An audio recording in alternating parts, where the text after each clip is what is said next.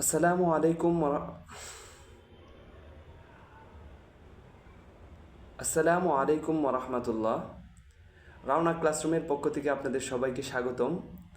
আপনাদের সাথে আছি আমি Mohammad Junaidur Rahman, class teacher and instructor of Rawna classroom. আমরা যারা আরবি সাহিত্য চর্চা করি, ইউনিভার্সিটির অ্যারাবিক ডিপার্টমেন্ট অথবা মাদ্রাসা ব্যাকগ্রাউন্ডে আছে, আরবি ল্যাঙ্গুয়েজ চিন্তা করি, অথবা যারা আমরা আরবি ভাষা শিখতেছি এই অবস্থায় আছি, তারা তো একটা বিষয় সবাই জানি যে ইলমুল লোগা, আরবি ভাষার ইলমুল লোগা। তো ইলমুল লোগা এর কিছু পার্ট আছে, যেমন নাজর তো অর্থ হচ্ছে দেখা, বাসর তো এর অর্থ হচ্ছে দেখা, আবার রুইয়াতু এর অর্থ হচ্ছে দেখা।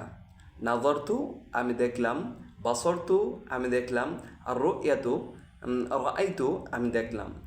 তো এই তিনোটা ওয়ার্ডের অর্থ হচ্ছে এক, কিন্তু এর মধ্যে কিছু সূক্ষ্ম পার্থক্য রয়েছে। যেমন নাজর তু এর অর্থ হচ্ছে দেখা, কিন্তু এই দেখার সাথে হচ্ছে থিঙ্কিং যেটা আছে সেটাও এখানে অ্যাড থাকে, মানে কোনো কিছু গভীরভাবে দেখা। যেমন আল্লাহ তাআলা কোরআনে বলেন ফানজুর কাইফা কানা আকিবাতুল মুনজিরিন। ফানজুর কাইফা কানা, তুমি তাদের দিকে তাকাও, গভীরভাবে তাকাও এবং গবেষণা করো। আফালা ইয়ানজুরুনা ইলাল ইবিলি কাইফা খুলিকাত, তোমরা কি দেখো না যে আল্লাহ তাআলা জমিনকে কিভাবে বানিয়েছেন। আর বাসর তো এর অর্থ হচ্ছে দেখা, কিন্তু গভীরভাবে দেখা,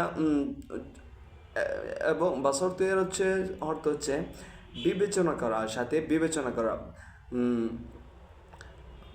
আর রুইয়াতু এর অর্থ হচ্ছে শুধু জাস্ট দেখা। যেমন রাআইতুকা, আমি তোমাকে দেখেছি। রাআইতু হাদা শাখসা